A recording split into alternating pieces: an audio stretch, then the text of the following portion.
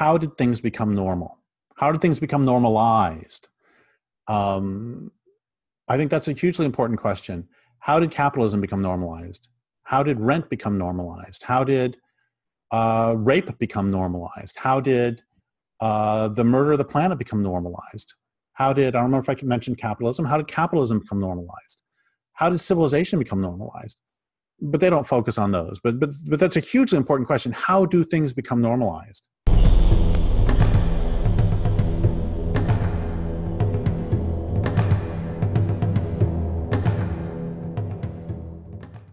I'm often stunned by our collective ability to take intelligent questions and to give them the stupidest possible answer.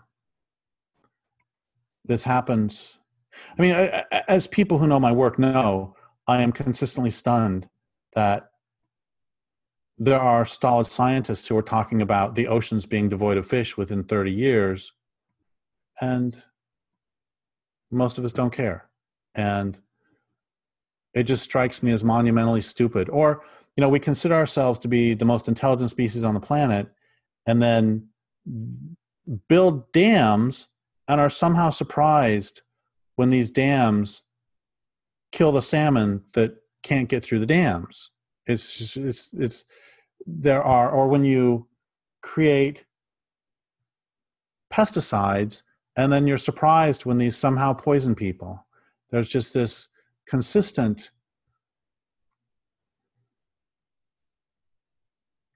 extraordinary stupidity. And I'm not saying that individuals are necessarily stupid. What I'm saying is that collectively we okay, here's what has me thinking about this is I'm thinking about queer theory. I'm thinking about science. I'm thinking about postmodernism. And let's start with postmodernism. That postmodernism takes a really important question, which is how is it that, what does it mean when the stories we're told have spin on them? And so we're told that Christopher Columbus is a hero, and we have Columbus Day, and we're told that Christopher Columbus discovered the Americas. And so it starts with this recognition that all stories have spin, and that stories told, that, and also that the victors create history. And so had World War II gone differently, the Germans would have propagated a very different history, and we would probably perceive a lot of the Germans were in support of Hitler. When the assassins, when the opposition to Hitler was trying to overthrow him, they knew that they would have to kill Hitler because Hitler was still pretty popular, even though he was destroying everything, and even though he was evil. People are capable of being propagandized into believing almost anything. So postmodernism takes that understanding, which is an incredibly important understanding, that we are influenced by stories, and then somehow jumps to there is nothing but stories and there is no physical reality. How? This is something I've wondered for decades.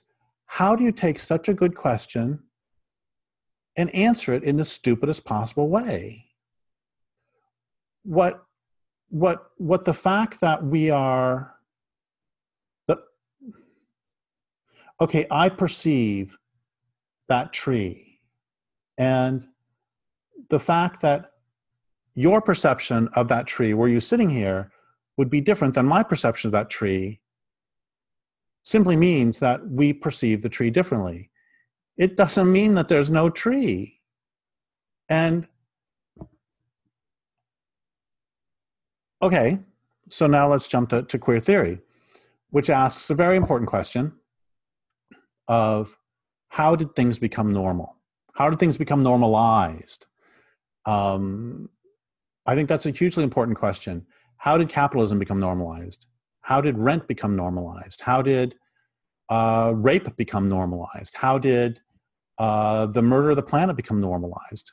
How did, I don't remember if I can mention capitalism, how did capitalism become normalized? How did civilization become normalized? But they don't focus on those. But that's a hugely important question. How do things become normalized? And queer theory specifically focuses on sexuality. How did, I mean, it's kind of silly to ask how did heterosexuality become normalized, because of course that's how we reproduce, so of course it's normalized. But they ask instead, or the question to ask instead is, how did homosexuality become stigmatized? Hugely important question. And they do the same thing, postmodernists do this. They do the same thing that we do in this culture all the time, which is they take a really important and smart question and answer it in the stupidest possible fashion. And part of the answer for queer theory is that, well, because homosexuality is stigmatized, and that stigmatization should not be normalized, and it should not be there, therefore, all forms of sexual stigmatization should not exist, which is how you can end up with all sorts of queer theorists, from Judith Butler to Gail Rubin to Michel Foucault to Pat Califia, promoting pedophilia. The argument goes that because strictures against homosexuality are wrong-headed, therefore all strictures against all forms of sexuality are wrong-headed, including sadomasochism, including sadism, including pedophilia. And so that's a question I've been asking for a long time, is how did they take such a smart question and come up with quite possibly the stupidest possible answer? Now let's talk about science. Science asks a really smart question. The fundamental question of science is, how do things work? How does it work that water gets brought up a tree? How does it work that when you throw a ball, it describes a very specific arc? How is it that, how does a curveball work? How does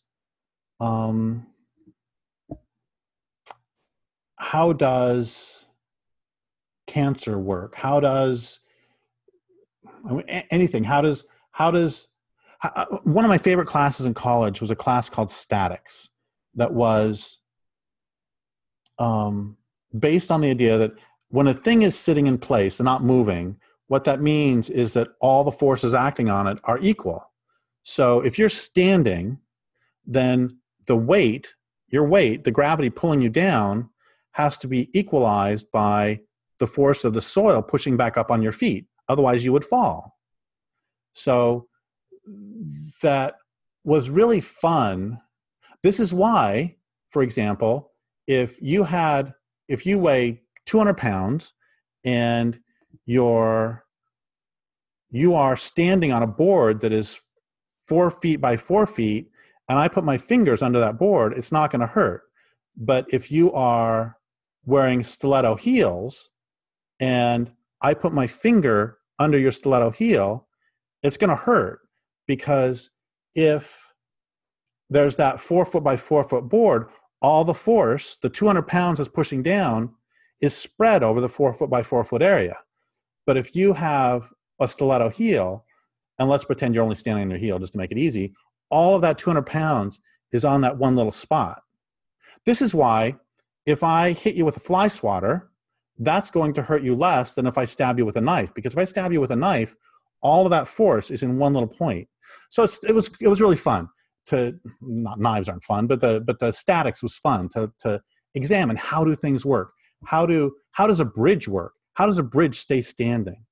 And that stuff was really fun. So science is really, in many ways, asking, how do things work? So how do you start with such a great premise of how do things work, and you end up creating phosgene gas, you end up creating pesticides, you end up bombing the moon, you end up blowing up asteroids, you end up creating cool things like hot showers, but also killing the planet. How do you take a great question like, how do things work, and end up killing the planet? And I think it all comes back to something that a line I've loved for a long time, which is unquestioned assumptions are the real authorities of any culture. And so the real question is, in both the case of queer theory and science, the people asking the questions, we're not asking those questions in order to, out of idle or even loving curiosity. They were, in both of those cases, asking those questions in order to further domination. And science is pretty obvious because capitalism and science have been, just tied in together from the beginning. And we can talk about, those great quotes by Francis Bacon about how he wants to strap down the world to a table and torture the secrets out of nature. And, queer theory, one of the primary people who did it, Michel Foucault, was an extreme sadomasochist, sadist. Gail Rubin, who wrote the founding document of queer theory, sadist. Pat Califia, another very important early queer theorist,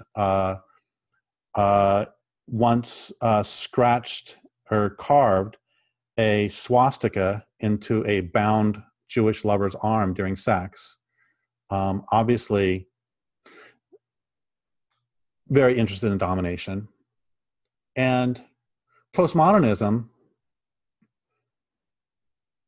tied to all of this also, and the same with science and queer theory, is that this culture has a real fundamental hatred of the embodied and a hatred of nature. And the point I'm getting to with all of this is that the reason, a primary reason, that when we collectively ask questions, okay, let's do another one. We ask, how do we stop global warming? And all of the answers have to do with providing additional forms of energy for industrial economy. They don't have to do with actually protecting the real world. Why? Because the unquestioned assumption is that we are supposed to dominate the world. That this economy is more important than the world. And so my point with all of these is the reason we ask these good questions and answer them so stupidly is not because we are stupid. It's because we are, in all of those cases, not asking the questions honestly, but we are instead asking the questions, searching for, unconsciously often, searching for answers that will further our pre-existing agenda of domination, of body hatred, of nature hatred.